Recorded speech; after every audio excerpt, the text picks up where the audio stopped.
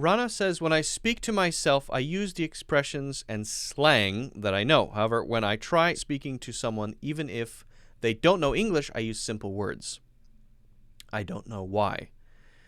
So this tends to be something that happens in general. And this is also true, people say this when they have a drink. People say, when I drink, when I've had a few glasses of wine, my English is much better.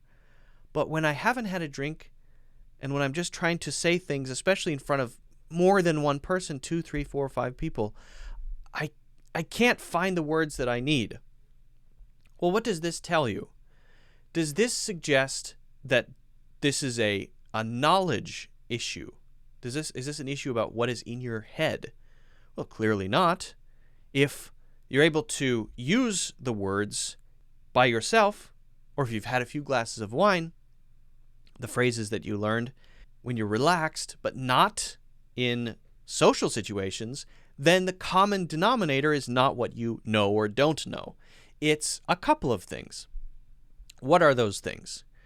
Well, number one is the things that we learn which become habits are easily accessible, typically no matter what situation we find ourselves in, whether we're relaxed or not, only if they've become habits. So why is it you can use simple words, but not more difficult words or phrases that you've learned recently?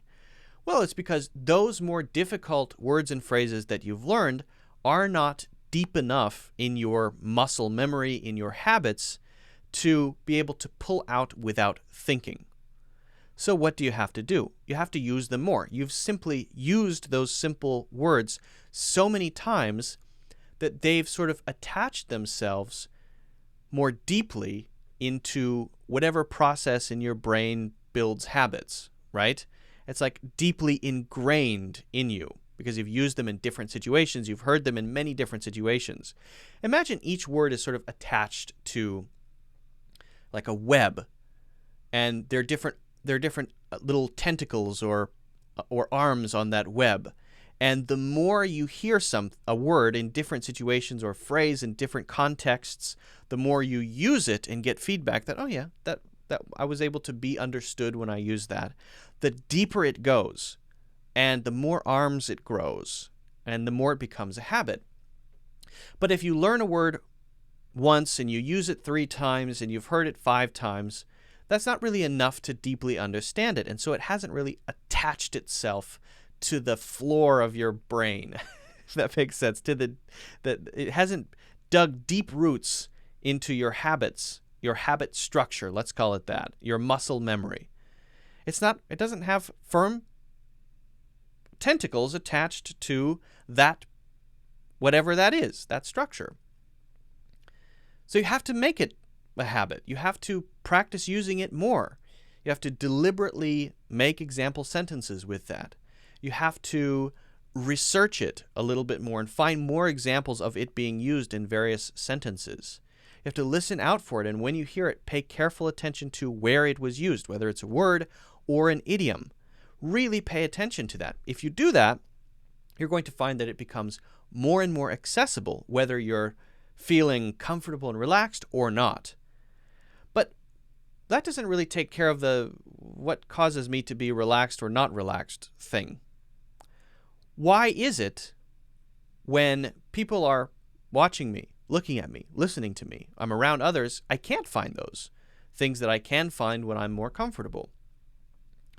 This really has to do with confidence, and you can't discount the importance of confidence as part of your progress in the English language, in your usage of the English language.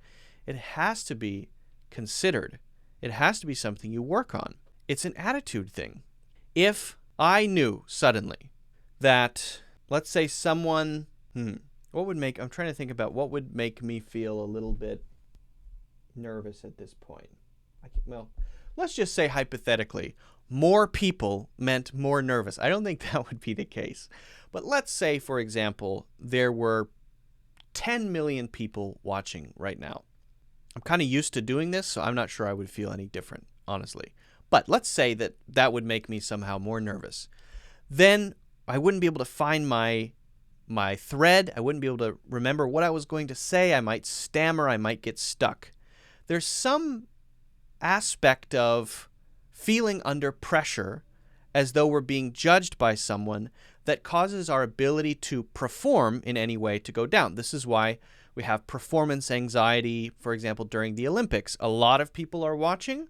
Suddenly it's different. There's a lot of pressure. I might make more mistakes, right?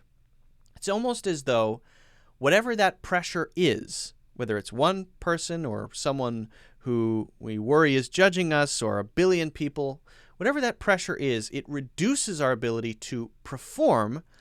And when we're alone and we feel we're not being judged or looked at, we're able to because we feel relaxed.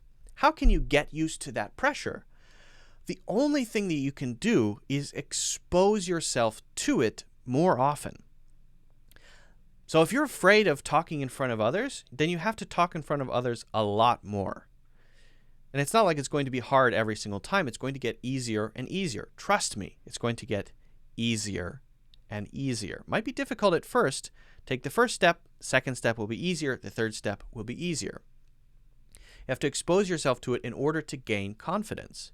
That's why people who do their first performance in front of a crowd, if they're a comedian or a musician, they feel really nervous. And then the second time, the 100th time, it's like nothing. But then maybe the first time they play a huge stadium, a musician or a comedian plays a huge stadium with 50,000 people watching, maybe they feel nervous. But the 50th time, maybe less nervous. They're a little bit more comfortable with that. It's just a matter of doing it and getting used to it. And you find, okay, this is not so bad. If I make a mistake, still not a big deal. I don't have to worry too much about what people think because I'm a human being.